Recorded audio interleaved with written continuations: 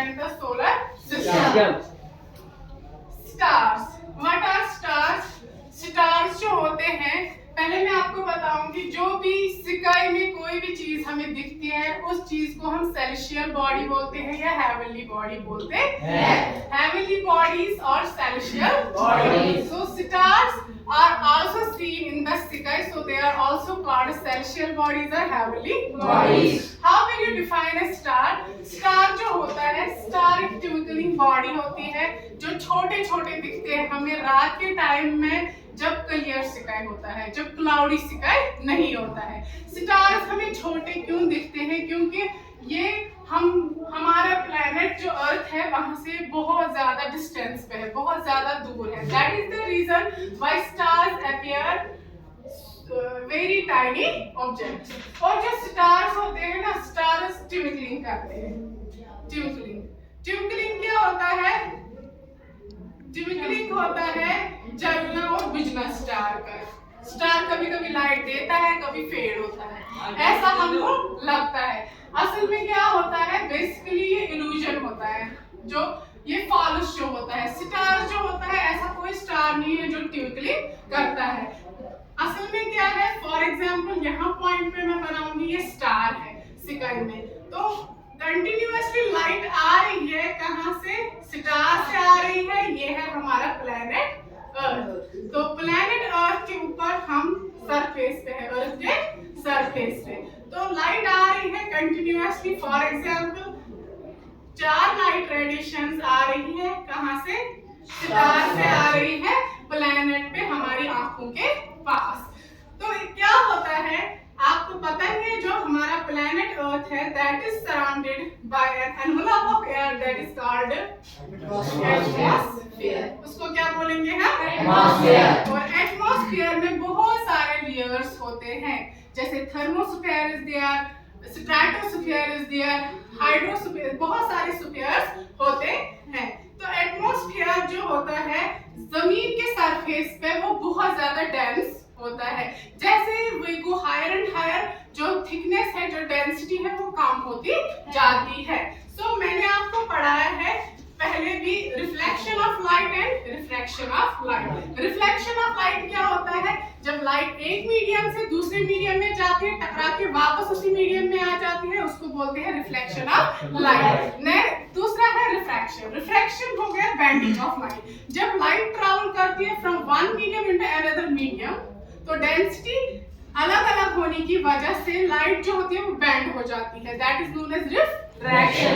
तो क्या हो रहा है, स्टार से लाइट आ रही है, लेकिन हम तक पहुंचने से पहले उसको एटमॉस्फेयर लेयर फेस करने, उसके पास थ्रू आना है, हमारे पास पहुंचना है, हमारी आंखों के पास आना है. तो क्या होता है, जैसे लाइट आती है वहां पे पहले आएगी, पहले एटमॉस्फेयर लेयर में, फिर ऐसे ऐसे धीरे धीरे हमारी आंखों तक पहुंचेगी. तो जैसे ही यहाँ पे आ रही है तो डेंसिटी अलग अलग होती है और वेरिएशंस आती रहती है. फॉर एग्जांपल जब पहली रेडिएशन आई हमारी आंखों पे, फॉर एग्जांपल आप मान लो कि हवा चल रही है, तो डेंसिटी चेंज हो गई, वेरी हो गई. तो उस वजह से हमें क्या लगता है, कभी कभी स्टार की लाइट कम पहुंचती है, तो ये यहाँ डिवाइड हो गई लाइट, ये यहाँ हो गई, ये यहाँ हो गई, तो सारी लाइट हमारी आंखों तक नहीं पहुंची. कुछ रेडिएशंस पहुंचे, लाइट रेज कुछ नहीं पहुंचे. उस वजह से हमें क्या लगता है कि स्टार जो है वो ट्विंकल करता है. असल में ऐसा कुछ नहीं है, ये इल्यूजन है, it is a false show. Star जो है वो पूरी लाइट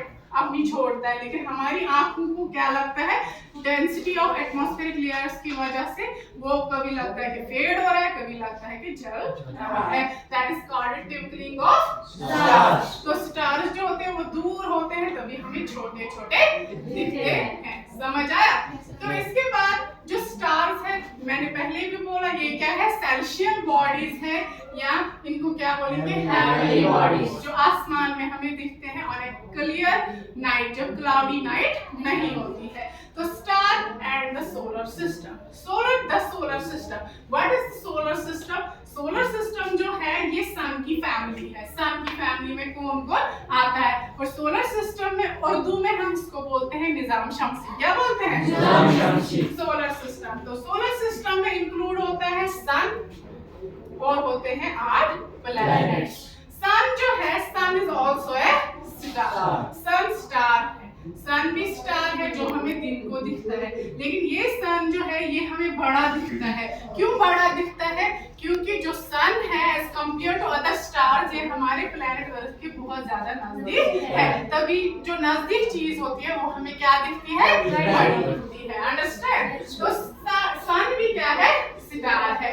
स्टार जो है बेसिकली ये दिन को भी होते हैं आसमान में, लेकिन हमें नहीं दिखते हैं। क्यों नहीं दिखते? बिकॉज जो दिन को स्टार चमकता है दैट इज सन, तो सन के ग्लेयर की वजह से, उसकी शाइन की वजह से स्टार जो है वो छुप जाते हैं और हमें नजर नहीं आते हैं। अब सोलर सिस्टम, सोलर सिस्टम जो है ये सन की फैमिली में क्या क्या आता है? तो सन आता है, इसके अलावा इसमें 8 प्लैनेट्स भी आते हैं, जैसे जिसपे हम रहते हैं earth that is also A planet and that is also the part of the solar system. और जो सोलर सिस्टम है इसके अलावा सन और प्लैनेट्स के अलावा इसमें बहुत सारी चीजें होती है। First of all I will discuss each of them one by one. पहले आता है इसमें, पहले आते हैं एस्ट्रॉइड्स। क्या आते हैं? Asteroids. Asteroids. Second comets, third meteors. ये तीन जो है that is also included in the solar system. पहले है एस्ट्रॉइड्स। एस्ट्रॉइड्स क्या होते हैं? एस्ट्रॉइड्स ये बने हुए होते हैं रॉक प्लस मेटल। किसके बने होते हैं? रॉक और मेटल के बने होते हैं। ये बहुत बड़े होते हैं साइज में, बहुत बड़े होते हैं। जैसे कि मैंने आपको बोला है सन आता है सोलर सिस्टम में, उसके बाद आता है Mercury, Venus, Earth, Mars, Jupiter. ये बहुत ही इंपॉर्टेंट पॉइंट है। जो मार्स और जुपिटर के बीच में स्पेस है वहां पे एस्ट्रॉइड्स पाए जाते हैं एक पाथ की शक्ल में, and that is known as asteroid belt. क्या बोलते हैं उसको? Asteroid belt. Asteroid belt. तो ये एस्ट्रॉइड्स किसके बने हुए होते हैं? मेटल के, और ये बहुत ज्यादा बड़े हैं। आपने नाम सुना होगा डायनासोर्स।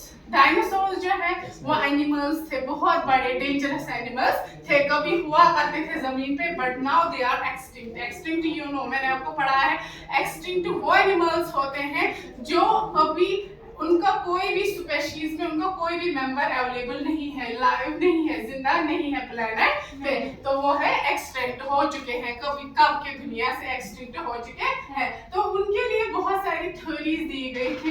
डिफरेंट साइंटिस्ट्स ने बोला था कि वो इससे खत्म हो गए, वो वैसे खत्म हो गए। एक थ्योरी ये भी है, किसी ने बोला है कि एक बार क्या हुआ, एस्ट्रॉइड गिरा तो उसकी वजह से डायनासोर्स क्या हो गए, खत्म हो गए। तो समझ आया एस्ट्रॉइड्स कितने बड़े होते हैं। इसके बाद है कोमेट्स। Comets are also heavenly bodies and they are part of the solar system. Comets क्या होते हैं? Comets कैसे होते हैं? जब आप रात को देखोगे comets कैसे लगते हैं? Comets दिखते हैं हमें एक टॉर्च की तरह, जैसे लाइट वेव ऐसे है, इनके पीछे टेल सी होती है। आया समझ? तो इनको क्या बोलते हैं? Comets. Comets जो बने होते हैं they are made up of ice and gases.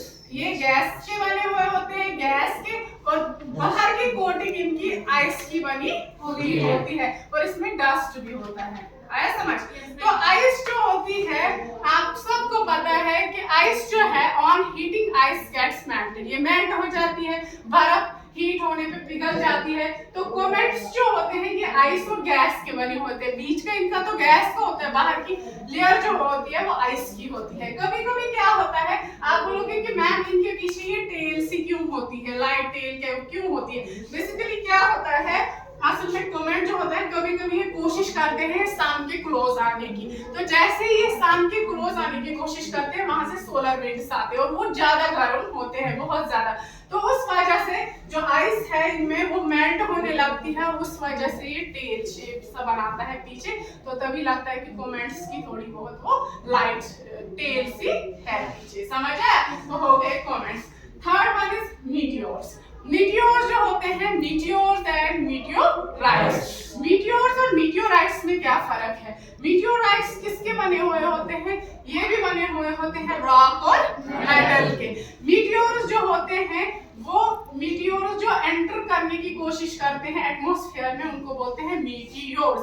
और वो जो एंटर हो चुके होते हैं किसमें, एटमॉस्फेयर में, तो उनको क्या बोलेंगे, मीटियोराइट्स। समझ आया? तो ये हो गया सोलर सिस्टम में क्या क्या आता है। एक तो आता है सन विच इज अ स्टार, और वो हम दिन को उसको देख सकते हैं, वो बड़ा सा दिखता है क्योंकि वो जमीन के नजदीक होता है। इसके अलावा आता है एस्टेरॉइड्स, कॉमेट्स एंड मीटियोर्स। समझ आया? अब है सन, जो सन के बाद आते हैं नाइट प्लैनेट्स, हम उनको स्टडी करेंगे इसके बाद वन बाय वन। तो सन में पहले आता है मरकरी, सन के बाद आता है Mercury, Venus, Earth, Mars, Jupiter, Saturn and Neptune.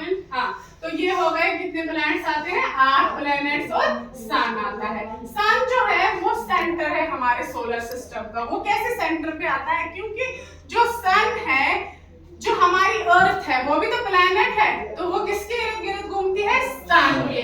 इसका मतलब है जो सारे प्लैनेट्स हैं वो किसके इर्द गिर्द घूमते हैं, सन के घूमते हैं। लेकिन इन टर्न जो हमारा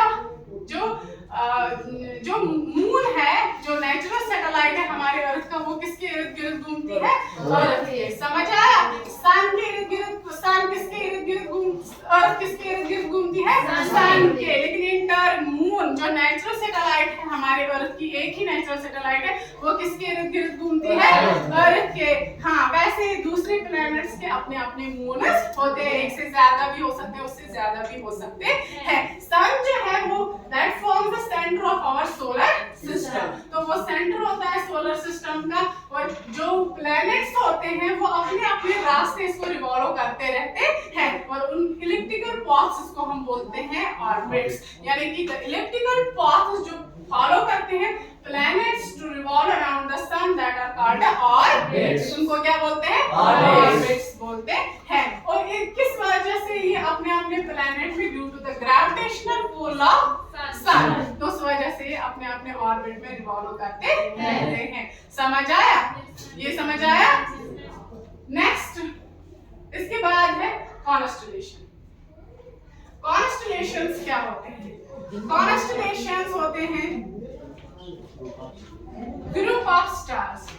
जब हम झुंड, एक ग्रुप बोलेंगे स्टार्स का, उसको क्या बोलेंगे, कॉन्स्टेलेशन। कॉन्स्टेलेशंस को बोलते हैं। तो जो कॉन्स्टेलेशंस होते हैं वो क्या होते हैं, वो बनाते हैं पैटर्न सा। और ये बात आप याद रखना, जो कॉन्स्टेलेशंस के स्टार्स होते हैं वो अपनी जगह पे होते हैं, हमेशा यहाँ वहां नहीं जाते हैं। तभी वो अपीयर, जो हमारे एंसेस्टर्स थे ना, वो जब कॉन्स्टेलेशन का पैटर्न देखते थे, उनको जैसा वो दिखता था ना, वैसे उसका नाम रखा जाता था कॉन्स्टेलेशन का। लेकिन कॉन्स्टेलेशन बेसिकली क्या है, it is a pattern formed by group of stars, उसको हम क्या बोलेंगे, कॉन्स्टेलेशन। समझ आया? तो कॉन्स्टेलेशन कैसे अपीयर होता है वो डिपेंड होता है कि वो उनको कैसे दिखता है, उसी के हिसाब से उसको नाम रखा जाता था कि कैसे कौन सी कॉन्स्टेलेशन है। समझ आया?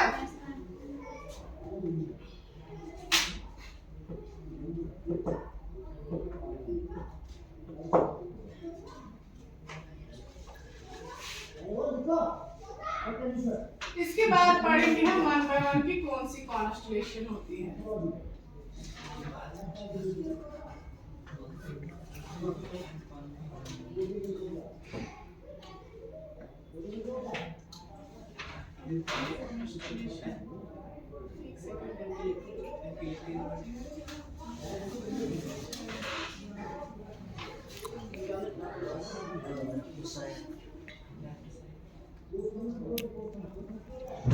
Constellations.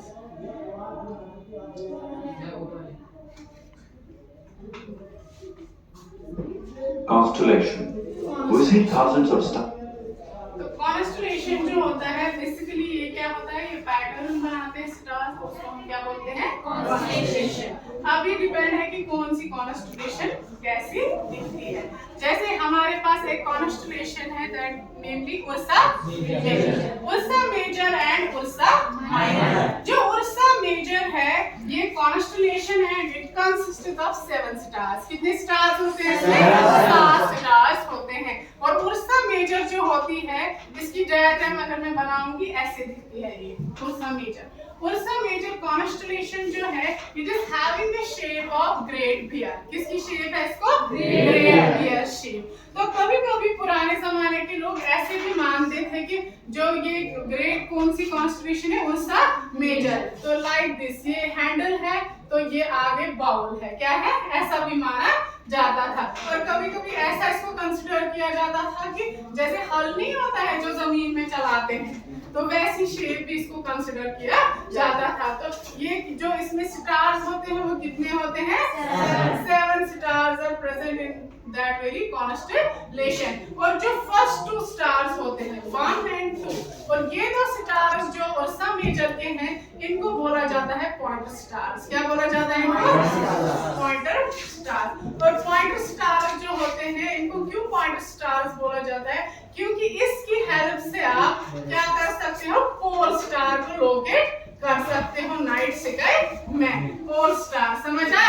तभी इनको क्या फर्स्ट 2 स्टार्स को क्या बोला जाता है? पॉइंटर स्टार्स बोला जाता है। और इसको आप उर्सा मेजर जो है ग्रेट बियर कॉन्स्टेलेशन की शेप में होता है, इसको आप कब देख सकते हो? इसको आप अर्ली नाइट आवर्स में देख सकते हो। अर्ली नाइट आवर्स मतलब जब की रात शुरू होती है ना उसमें आपको ये देख सकते हैं। नॉर्थ में स्काई में आप इसको देख सकते हो ग्रेट बियर कॉन्स्टेलेशन। और इसको क्या बोलते हैं? Ursa Major constellation. हाँ, it is also known as Big Dipper. क्या बोला जाता है इसको? Big Dipper. मैंने आपको पहले ही बोला इसको क्यों बिग डिपर बोला जाता है, क्योंकि पहले जमाने में बोला जाता था कि इसकी शेप समवट लाइक है बाउल के जैसे जिसके पीछे एक हैंडल है, तब इसको बिग डिपर कॉन्स्टेलेशन भी बोला जाता है। उर्सा मेजर और great bear constellation. Next is Ursa Minor constellation. जो उर्सा माइनर कॉन्स्टेलेशन है, उर्सा माइनर कॉन्स्टेलेशन में भी कितने स्टार्स होते हैं? 7 स्टार्स होते हैं। और इसकी शेप कैसी है?